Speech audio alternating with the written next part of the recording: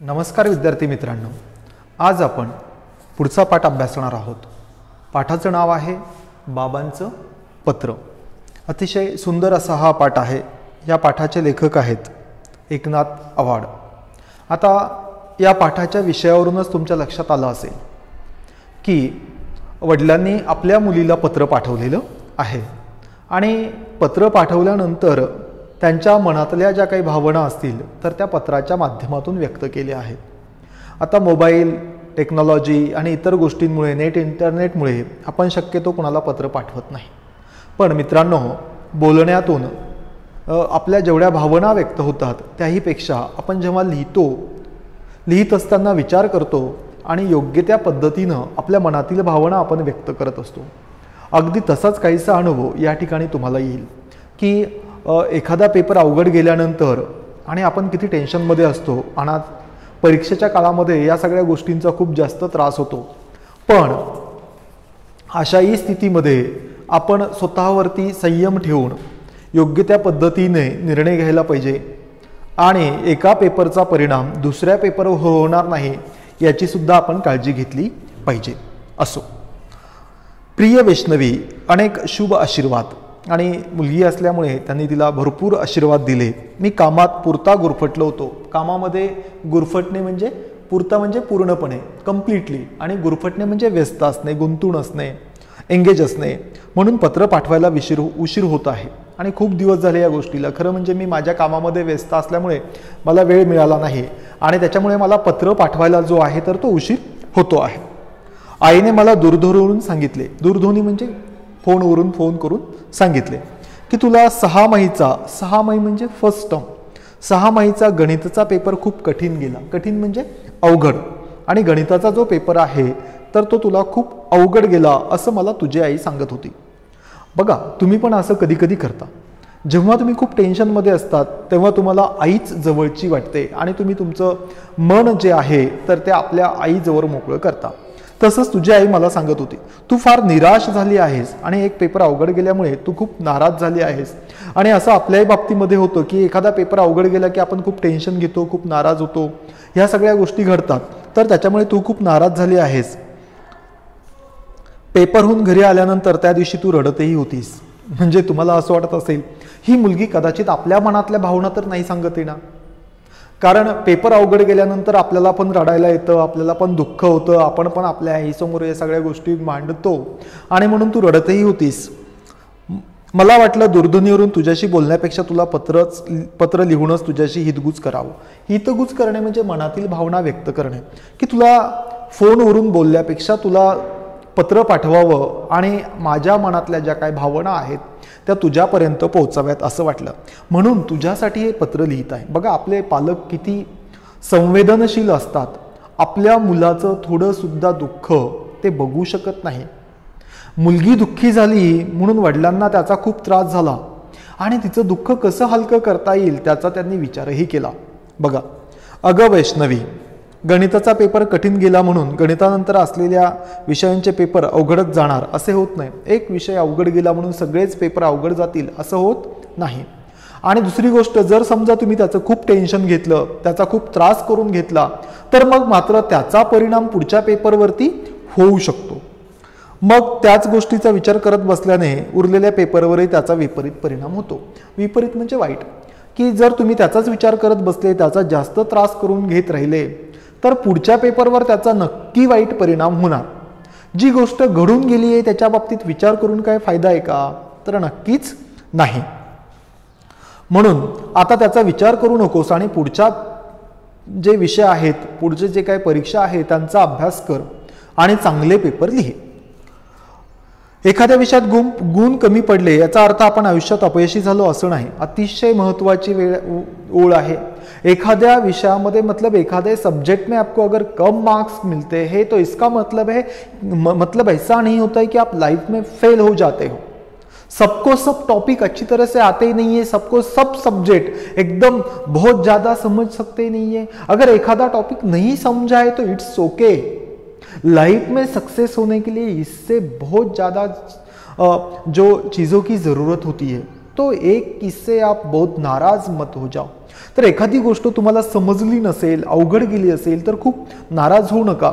एखाद्या विषयात कमी मार्क्स मिळाले म्हणून आपण आयुष्यामध्ये अपयशी झालो असा त्याचा अर्थ होत नाही. तुला सांगतो, तू गणिताशी मैत्री कर. बघा, मैत्री कर. जो विषय आपल्याला आवडत नाही ना त्याचा अभ्यासही आपण करत नाही, पण जो अवघड जातो त्याचा अभ्यास करा, त्याच्यासोबत राहा, वेगवेगळ्या पद्धतीनं समजून घेण्याचा प्रयत्न करा. बघा, तो विषय तुम्हाला सोपा जाणार. पण जर आपण त्याच्याकडे दुर्लक्ष केलं तर अवघड जाईल. मग बघ गंमत या विषयाची, जर तू त्याच्यासोबत जर मैत्री केली तर त्या विषयाची गंमत तुला बघायला मिळेल. तुला मुळीच भीती वाटणार नाही आणि तुला गणिताची भीती वाटणार नाही. आपल्या डोक्यामध्ये मॅथमेटिक्स म्हटलं की यार टेंशन, डोक्याला ताण, काही समझत नहीं, कौन सी मेथड है, क्या है. लेकिन अगर आप उसको नजदीक से समझने की कोशिश करोगे, बार बार देखोगे, अलग अलग तरीके से देखोगे, बार बार समझने की कोशिश करोगे, यू कैन डू इट. आप ये सब कर सकते हो. गणितातील संकल्पना मीन्स कंसेप्ट, जो बेसिक कंसेप्ट है वो समझने की कोशिश करो. संबोध म्हणजे मूळ रचना ज्या आहे, बेसिक्स ज्या आहे तर ते समजून घ्या. क्रिया जी म्हणजे मेथड समजून घ्या. उदाहरणे सोडवण्याचा चांगला सराव करा. सराव म्हणजे प्रॅक्टिस. हा विषय लवकरच तुझा लाडका होईल, हे अगदी नक्की. आणि जर तू समजा त्याच्यातल्या बेसिक कन्सेप्ट समजून घेतल्या, प्रॅक्टिस केली, त्याच्यानंतर संकल्पना ज्या आहे, कन्सेप्ट ज्या आहे त्या तुझ्या क्लिअर झाल्या तर तुला हा विषय अतिशय सोपा वाटेल. तुला त्याच्यामध्ये अवघड असं काहीही वाटणार नाही. बाळा, आणखीन एक तुला सांगतो आणि त्या आपल्या मुलीला सांगतात. अजून एक गोष्ट तुला सांगतो. परीक्षेतील गुण आणि श्रेणी म्हणजे ग्रेड, गुण म्हणजे मार्क्स. परीक्षेतील मार्क्स आणि ग्रेड महत्वाचे आहेत, पण याही पेक्षा अजून महत्वाचं आहे आपल्या आंतरिक गुणांची वाढ. आंतरिक गुण म्हणजे इंटरनल ज्या क्वालिटीज आहे, प्रत्येकामध्ये काही ना काही क्वालिटी असते आणि म्हणून तुझ्यामध्ये असणाऱ्या ज्या काही इंटरनल क्वालिटीज आहे त्या डेव्हलप कर. त्या गुणांची वाढ करणे अधिक महत्त्वाचे आहे आणि तुमच्या इंटरनल क्वालिटीज डेव्हलप करणे, त्याच्यामध्ये इम्प्रूव्ह करणे हे खूप महत्त्वाचं आहे. तुम्ही तारे जमीन पर मूव्ही बघितली, त्याच्यामध्ये जो ईशान रस्तोगी असतो त्याची कशी अवस्था असते, पण त्याचं जे काही स्किल आहे ड्रॉइंगचं ते जेव्हा पुढे येतं तेव्हा त्याच्या पालकांना सुद्धा प्राऊड फील होतं. तसं आपल्यामध्ये जे काही स्किल आहे ते स्किल डेव्हलप करा, त्यांना प्रोत्साहन द्या. तू गोष्टी छान सांगतेस आणि तुझ्यामध्ये कोणत्या चांगल्या गोष्टी, तर तू स्टोरी चांगली सांगतेस, चित्र उत्तम काढतेस, म्हणजे ड्रॉइंग सुद्धा तुझं खूप भारी आहे आणि सुंदर नृत्यही करते, डान्सही खूप छान करते.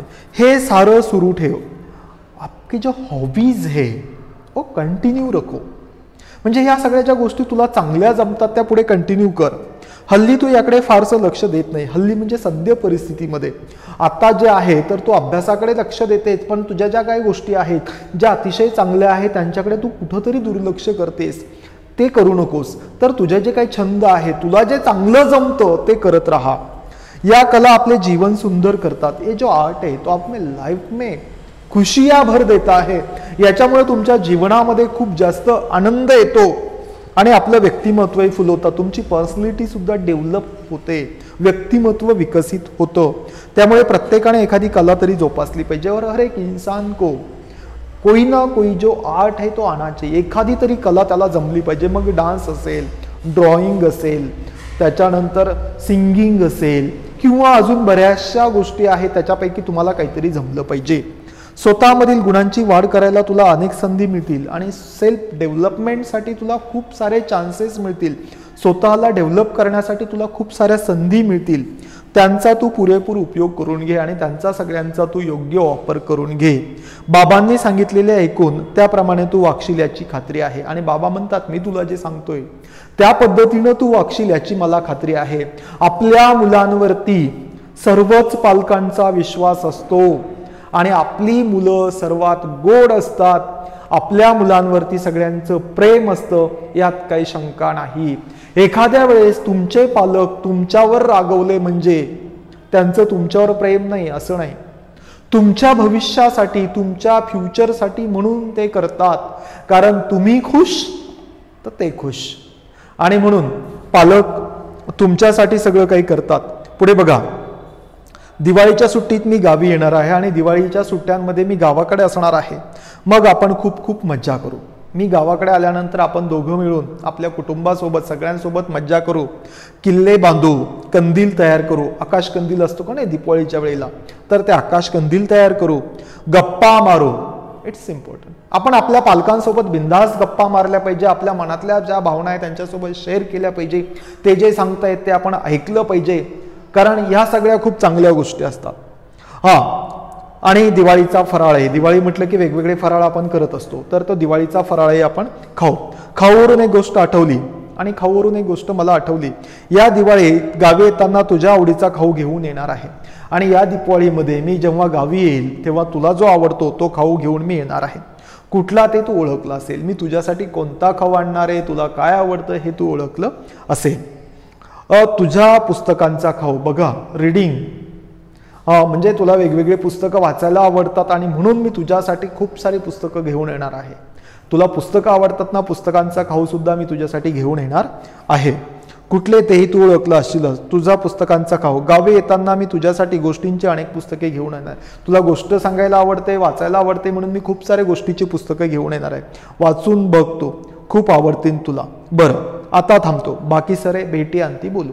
आता मी खूप जास्त बोललेलो आहे. आता प्रत्यक्ष जेव्हा आपण भेटू तेव्हा मात्र या विषयावर बोलू. तू मात्र परीक्षेचा ताण घ्यायचा नाहीये. गणित विषय अवघड जातो म्हणून गणितासोबत मैत्री करायची आहे. त्याच्यामधले संबोध संकल्पना ज्या आहेत तर त्या समजून घ्यायच्या आहे, प्रॅक्टिस करायची आहे आणि या गोष्टी तुम्ही सुद्धा लक्षात ठेवायच्या आहे.